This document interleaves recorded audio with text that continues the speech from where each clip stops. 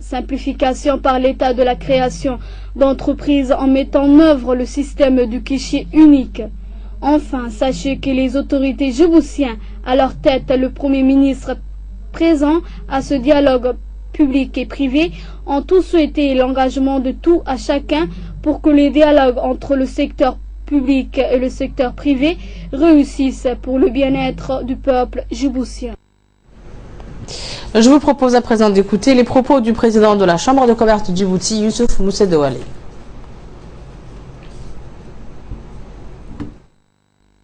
Le gouvernement, avec la participation et surtout le leadership du ministre du Budget, avait organisé les assises fiscales pour recueillir les doléances du secteur privé. Et je suis certain que ce dialogue amorcé va s'approfondir au sein du Conseil du dialogue public-privé, dont tous les membres du gouvernement, chacun dans son domaine, prend en compte l'aspect de l'environnement des affaires afin que notre pays puisse devenir le pays le plus attractif de la région. Pour ce faire, 3 points d'ordre du jour ont été retenus, notamment pour le premier point, l'examen et l'approbation du plan d'action triennal du comité d'orientation stratégique, donc à l'horizon 2016-18. Ensuite, l'examen et adoption des thèmes proposés, particulièrement pour 2016. Et enfin, l'adoption du projet de création d'une cellule d'appui qui doit nous permettre, naturellement, laquelle cellule doit être sur la base d'un mécanisme paritaire et susceptible de nous aider à évacuer les sujets d'intérêt sur la dite période. Je vais juste ici attirer votre attention que cette plateforme doit être le lieu de discussions franches, civilisées, mais doit également nous servir de lieu de débat et de critique et d'autocritique, parce que nous n'avons qu'un seul objectif, c'est d'améliorer la performance de l'économie nationale et par ricochet nous donner toutes les possibilités pour créer les conditions nécessaires et nous aidant à la création des emplois dont nous avons tant besoin. C'était les propos du ministre de l'économie et des finances, chargé de l'industrie, Ilyas Moussé Douale. Et de son côté, le Premier ministre Abdelkader Kamel Mohamed a insisté sur le fait que le terme même du dialogue caractérise la politique du président de la République, son Excellence Ismaïla Omar Guelleh. Voici ses propos. En effet, le terme même de dialogue caractérise la politique du président de la République, et c'est là avant même qu'il accède à la magistrature suprême. Vous vous rappelez sans doute les accords de paix au temps du gouvernement du président Hassan Goulet signés avec les FLUT, et plus récemment l'accord signé l'année dernière entre le gouvernement et l'opposition a été possible grâce à son engagement et à son désir de rassembler le plus largement possible la nation djiboutienne. Enfin, à de très nombreuses reprises, il a témoigné de son désir d'associer amplement aux décisions politiques la société civile. Il a plusieurs fois demandé au gouvernement d'exposer la politique gouvernementale et recueillir les remarques et critiques que les acteurs et les forces vives de la nation pouvaient exprimer. À chaque initiative du gouvernement tendant à moderniser et réformer notre économie et donc à modifier les habitudes anciennes, il lui a demandé de se rapprocher et de consulter le secteur privé. Mesdames et messieurs, c'est cette volonté politique du président de la République de dialogue qui est traduite de façon institutionnelle aujourd'hui par la création du Haut Conseil national public-privé. La mise en place des procédures et organes est en cours avec cette première réunion du comité d'orientation stratégique. L'objectif en est de faciliter le développement du secteur privé pour permettre d'augmenter la croissance et la création d'emplois. Mais le gouvernement n'a évidemment pas attendu la mise en place de ce Conseil national pour mettre en œuvre les mesures nouvelles destinées à la promotion du secteur privé. Je vais, à titre d'exemple, vous en citer deux.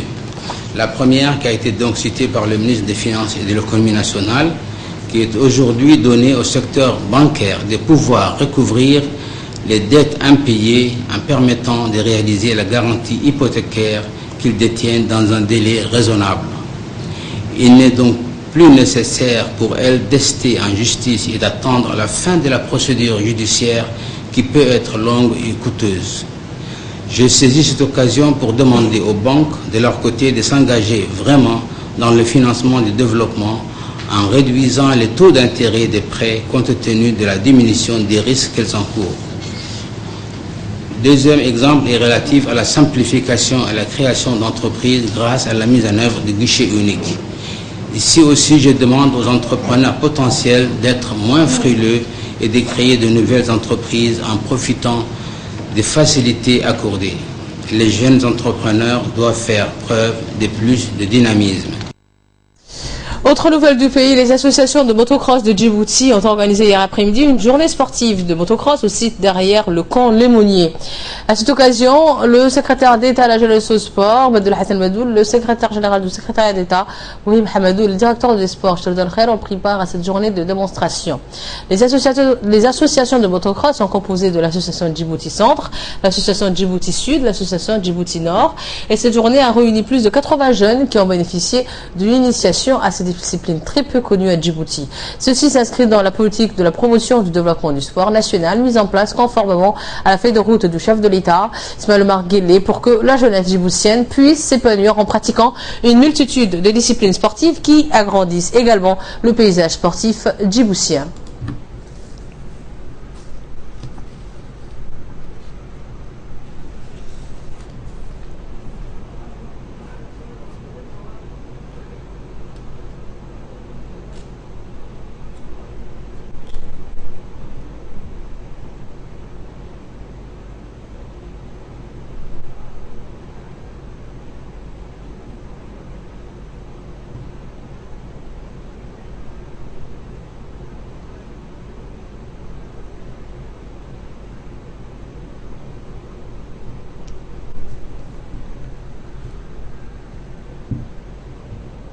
Présenter aux jeunes une activité un peu dangereuse, donc qui nécessite beaucoup de protection et de vigilance.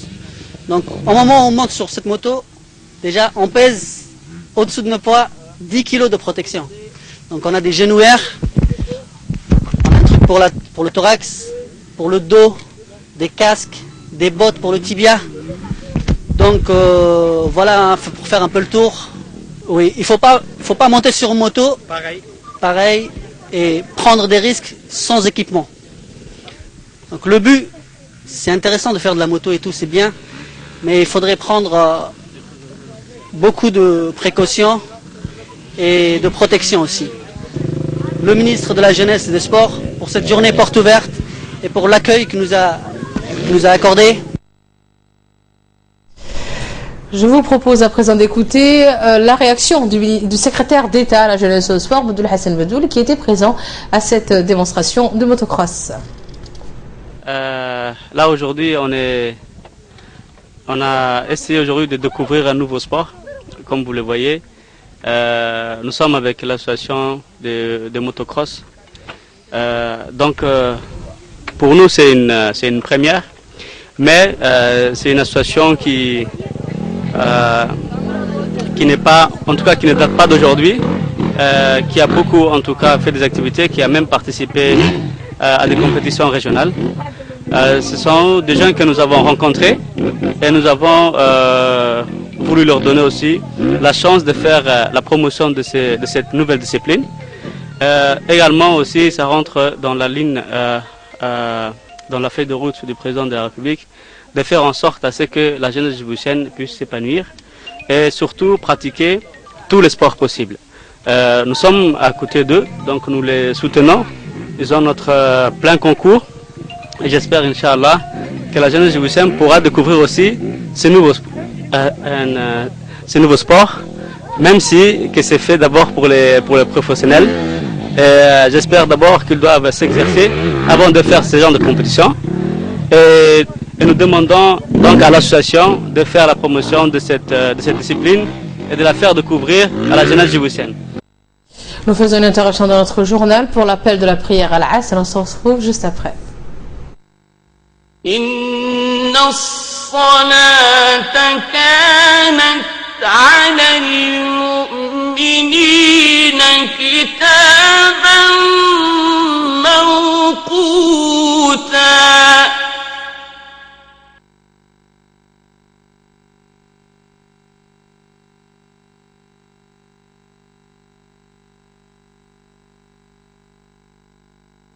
الله أكبر الله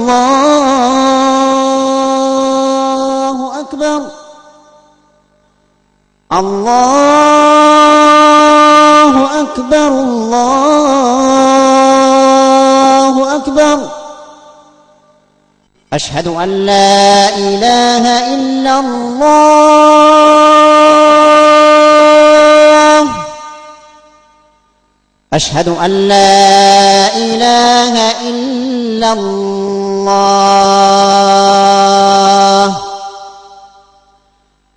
أشهد أن محمدا رسول الله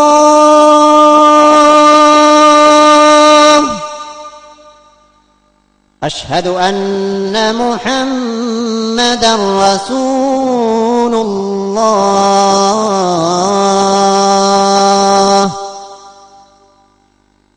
حي على الصلاة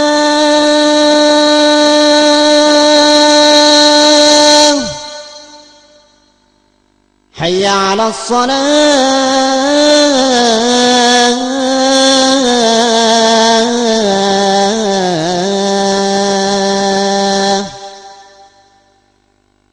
حي على الفلاح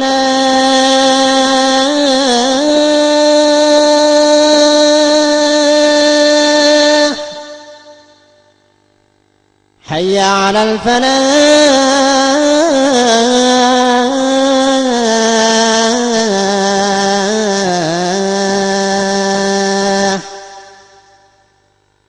الله أكبر الله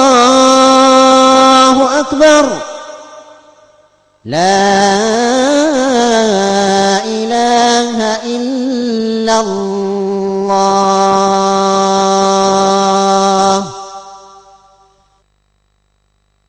اللهم رب هذه الدعوة التامة والصلاة القائمة آت سيدنا محمدا الوسيلة والفضيلة وابعثه اللهم مقاما محمودا الذي وعدته إنك لا تخلف الميعاد.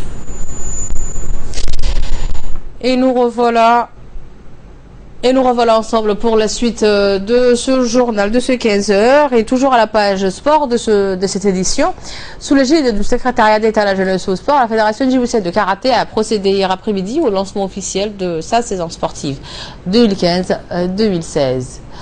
À cette occasion, le directeur du sport, Solidan Khair, et les hauts responsables de la Fédération de karaté ont pris part au lancement officiel de la saison 2015-2016. Le président de la Fédération de karaté, Abdou Kananou, n'a pas manqué de remercier durant son intervention le secrétaire d'État, Abdul Hassan Medoul, pour son appui, a-t-il dit, permanent et son engagement personnel à promouvoir le sport national.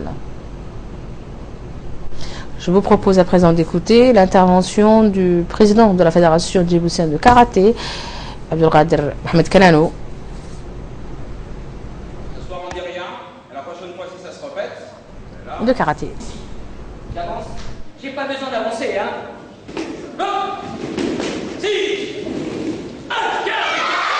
Il va attaquer, vas-y. Maïgueri. Voilà. Ça, c'est pas vraiment. À l'ouverture des saisons officielles qui a eu lieu la semaine dernière, lancée par le secrétaire d'État à la jeunesse et au sport. Donc on est là, et dans la continuité du programme du secrétaire d'État qu'on est là et tout, ici présent avec nous le directeur technique du ministère de la jeunesse et du sport qui est là avec nous aussi. Alors on est là pour pouvoir commencer la saison officiellement. En même temps, j'en profite de l'occasion aussi pour lancer un appel pour la journée mondiale de la jeunesse qui aura lieu dimanche matin au Palais du Peuple. Je demande à tous les participants, à tous les adeptes du karaté à venir participer massivement, profiter de la journée. Le centre communautaire quartier 2, 1 et 5 ont organisé un atelier de sensibilisation contre la mutilation génitale féminine en étroite collaboration avec l'UNICEF et l'Union nationale des femmes djiboutiennes, l'UNFD. Un atelier de sensibilisation contre cette pratique néfaste a eu lieu d'abord au centre de développement communautaire du quartier 1 et 2. Cet atelier de sensibilisation a été présidé par la coordinatrice du comité de gestion communautaire du CDC du quartier 1 et 2, Mohamed Moussa. On prépare à cet atelier la représentante du ministère des Affaires musulmanes, Nouri Mohamed, la superviseure de l'UNFD, Halima Nour, et les représentants des associations. Ensuite, un atelier de sensibilisation similaire sur les effets néfastes des mutilations génitales féminines s'est tenu au centre de développement communautaire du quartier 5 de Djibouti-Ville. Cet atelier de sensibilisation a été présidé par la coordinatrice du CDC de quartier 5, Fouzia Assoué. On prépare également à cet atelier la représentante du ministère de la Santé, Sami Ibrahim, les représentantes des associations des représentantes des ministères des Affaires musulmanes. Comité de gestion communautaire du quartier 1 et 2, Mme Bedriya Mohamed Moussa. On prépare à cet atelier la représentante du ministère des Affaires musulmanes, Mme Nouria Mohamed, superviseur de l'UNFD, Halima Nour, et des représentantes des associations. Ensuite, un atelier de sensibilisation similaire sur les effets néfastes de mutilation génitale féminine s'est tenu au centre de développement communautaire du quartier 5. Cet atelier de sensibilisation a été présidé par la coordinatrice du CDC du quartier 5, Mme Fouzia Assoué. On prépare à cet atelier les représentantes du ministère de la Santé, Samia Ibrahim, les représentantes des associations et représentantes du ministère des Affaires musulmanes. Les participantes ont été sensibilisées sur les dangers de mutilation génitale féminine, sur la santé des femmes. Dans le cadre des activités de consultation mensuelles mises en place par l'équipe cadre du centre médical hospitalier de la région de Dikil pour le rapprochement des soins dans les localités dans les villages de cette région de l'unité, une équipe mobile du CMH de Dikil s'est déplacée dans la localité de Cheikh Haïti avec le médecin de l'équipe mobile du centre hospitalier, Dr Abdelrazak Higué, pour y effectuer des consultations et des soins de proximité. Le médecin de l'équipe mobile du CMH de Dikil était accompagné de ses techniciens paramédicaux, comme les infirmiers ou encore les sages-femmes. Le but de l'équipe mobile était de prodiguer des soins dans les localités les plus reculées, dans des structures de santé fixes. Les prestations offertes à la population de la localité étaient des consultations médicales, les soins de la reproduction, la vaccination, la prise en charge des enfants, des malnutritions. Le nombre de personnes consultées était de 54 adultes, 80 enfants et 50 vaccinations. Et 15 enfants ont été pris en charge de malnutrition pour l'ensemble de la localité. Le ministère de la Santé, avec ses actions de délocalisation à travers cette stratégie, compte rapprocher les soins à la population des régions en déplaçant les médecins et les paramédicaux dans les villages les plus reculés de Djibouti.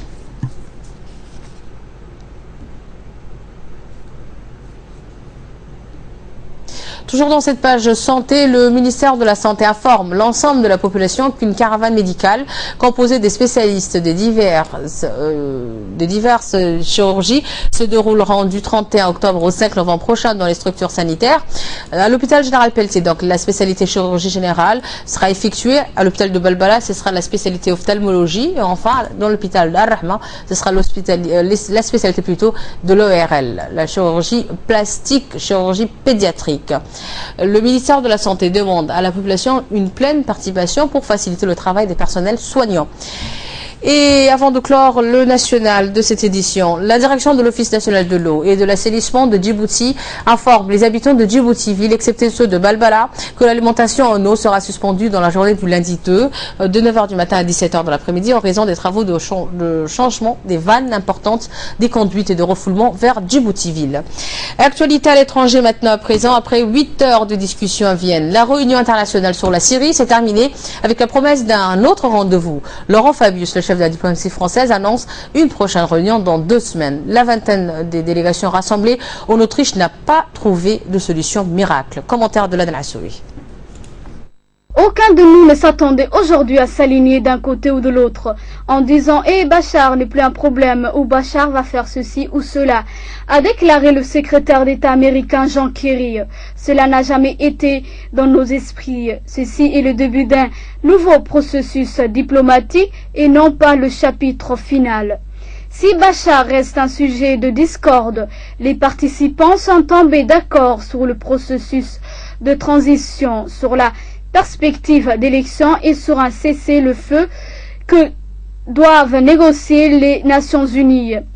Je suis sûr que les principes formulés aujourd'hui dans notre déclaration commune nous permettent de commencer à travailler sérieusement, a ajouté Sergueï.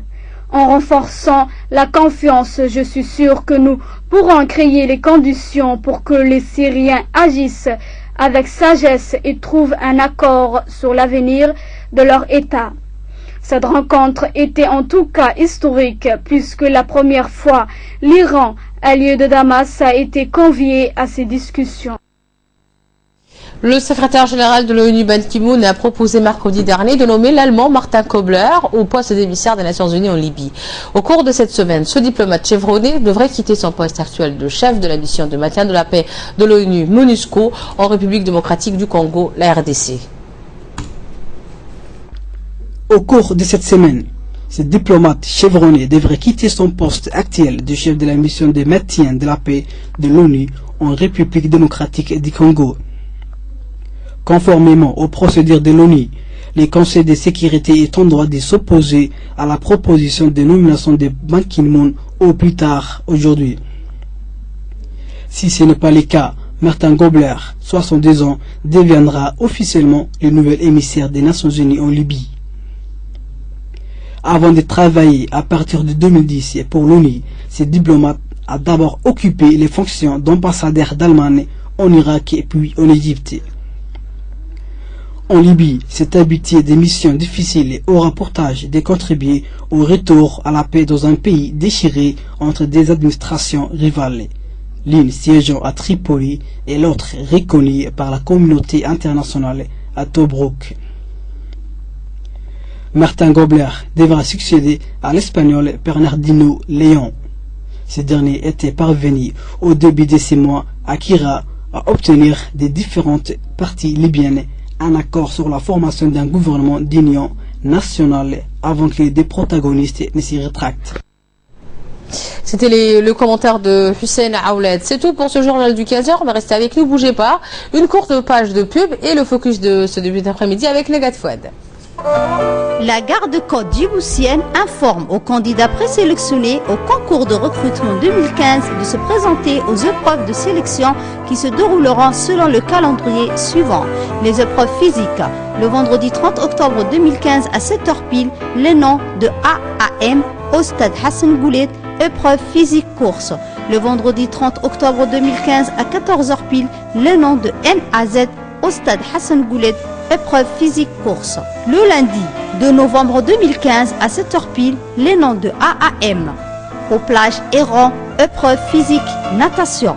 Le lundi 2 novembre 2015 à 14h pile, les noms de N à Z, plage Héron, épreuve physique natation. Les épreuves écrites. Le vendredi 6 novembre 2015 à 7h pile, les noms de A à M au lycée d'État de Djibouti, épreuve écrite. Le vendredi 6 novembre 2015 à 14h pile, les noms de N à Z au lycée d'État de Djibouti, épreuve écrite. Il est demandé à chaque candidat de se présenter au moins une demi-heure en avance et de se munir de sa pièce d'identité originale.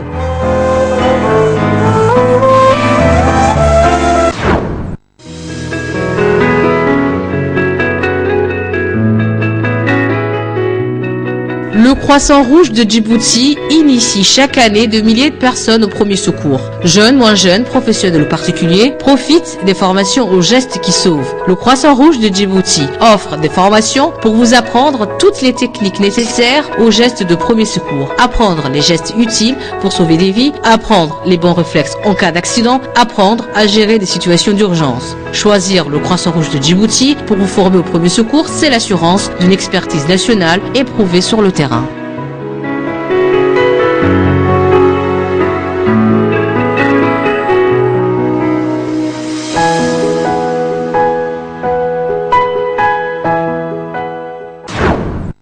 droits des handicapés, veuillez les améliorer. Permettant à nos jeunes en situation de handicap de s'épanouir dans la société avec dignité grâce à l'accès à l'emploi obtenu par le biais de l'obligation de quota. Veuillez les éradiquer.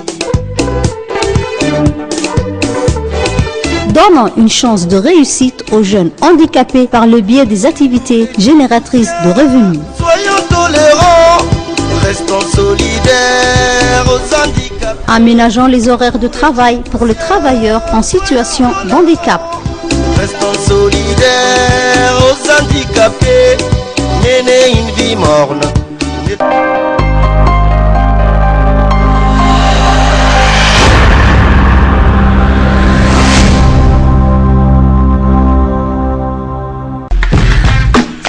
Promotion spéciale fin d'année du 20 octobre jusqu'au 31 décembre à Marie l'Automotive. Grand déstockage de fin d'année au magasin des pièces détachées. Remise de 30 à 70% sur toute la gamme Toyota, Renault, Ford, Piaggio, Yamaha.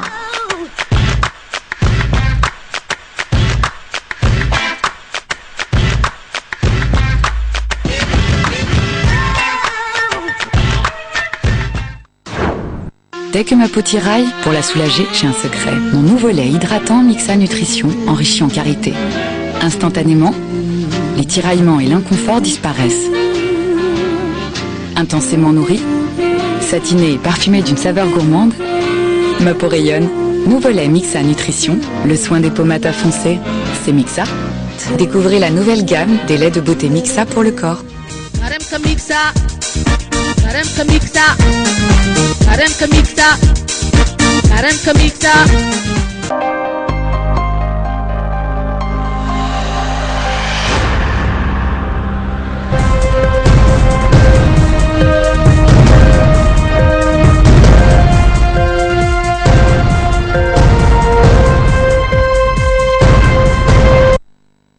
Negad Fouad Saïd nous a rejoint sur ce plateau. Bonjour Negad, bienvenue.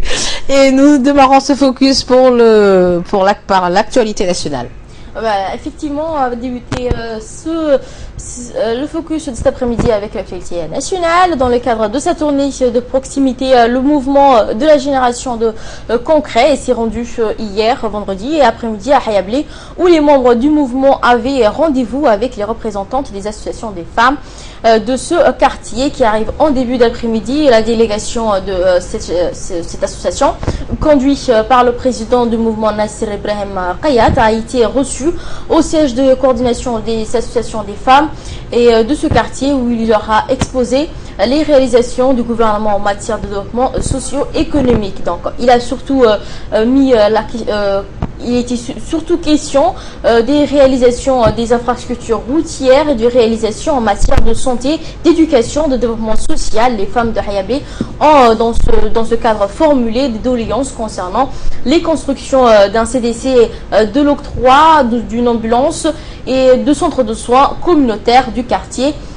Des doléances qui seront transmises aux autorités concernées, l'ont indiqué les responsables de la génération de concret, l'association en question. Et vous aurez les images, la vidéo et de ce papier, de cette information dans nos éditions de ce soir, Inch'Allah. Et Negad, pour l'actualité internationale et régionale. Voilà, pour l'actualité internationale régionale, nous allons revenir sur la crise des migrants, où l'Allemagne et l'Autriche ont décidé vendredi de limiter les passages de congrès à 5 points de leurs frontières communes pour mieux contrôler l'afflux des migrants. Donc Berlin accuse Vienne d'envoyer les réfugiés vers l'Allemagne et de manière désordonnée.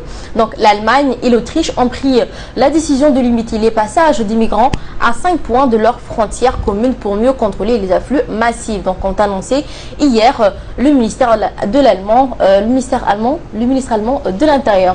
Donc nous souhaitons parvenir à un processus ordonné, a expliqué un porte-parole du ministère, précisant que les mesures entreront en vigueur immédiatement, sans pour autant détailler les 5 sites concernés. Donc Berlin et Vienne s'étaient mis sur l'accord en septembre pour laisser leur porte ouverte aux réfugiés, une décision qui avait accéléré l'arrivée des hommes et des femmes et des enfants fuyant la guerre ou la pauvreté.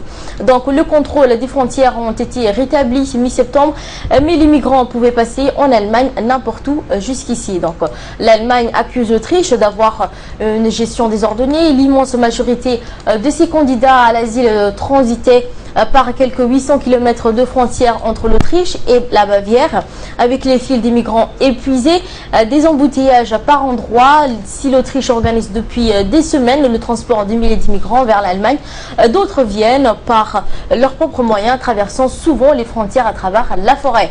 Donc le ministre de l'Intérieur allemand Thomas de Maizière avait vivement reproché mercredi à Vienne son comportement pas correct, affirmant que l'Autriche envoyait en Allemagne des milliers de personnes de manière désordonnée. Donc nous nous sommes plaints du fait que les réfugiés se soient avertis ou ont été conduits après la tombée de la nuit aux différents endroits qui sont arrivés à la frontière allemande sans la moindre préparation ou la moindre précaution, avait-il accusé. Donc l'Autriche avait promis de revenir sur les procédures pour ordonner l'afflux des migrants.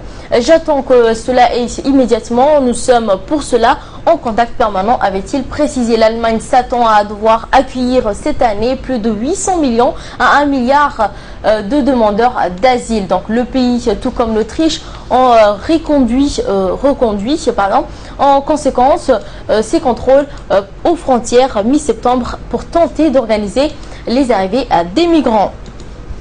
L'actualité sportive, Nagat, qu'est-ce que tu nous as préparé? L'actualité sportive pour les fans de Ronaldo. Ronaldo attend son grand chelem. Le Real de Madrid reçoit la visite de Palmas aujourd'hui même à partir de 16h pour le compte de la 11e journée de Liga. Donc cet adversaire est le seul championnat espagnol à n'avoir encore jamais encaissé la moindre but de Cristiano Ronaldo. Donc avec 7 réalisations en 9 matchs du championnat, Cristiano Ronaldo est actuellement meilleur buteur du Liga, mais n'est pas parti sur les bases aussi extraordinaires qui sont les siennes habituellement. Donc l'attaquant du Real de Madrid tentera de faire gonfler ce compteur aujourd'hui à l'occasion de la venue de Las Palmas à San Diego pour le compte du 11e levé. Donc les visiteurs présentent une particularité rare. De l'autre côté du Pyrénées, ils n'ont jamais encaissé la moindre but de Cristiano Ronaldo. C'est la seule et unique formation de Liga à avoir jusqu'à là réussi à préserver sa cage inviolée face aux stars. Et pour cause, elle n'a encore jamais croisé sa route puisque l'équipe vient de faire son retour parmi l'élite locale après une absence de 13 ans ayant lui débarqué en 2009 en provenance d'Angleterre. Donc tous les autres adversaires espagnols à avoir dû faire face aux meringues ont déjà été contraints d'assister à ces célébrations aussi singulières. Donc parmi les victimes favorites de l'ancien Manucien figure le FC Séville, annonce Marsa. Le club andalou a vu Cristiano Ronaldo inscrire pas moins de 19 buts contre lui, faisant donc un pire que TAF, Atlantique Bilbao et les Malaga, etc.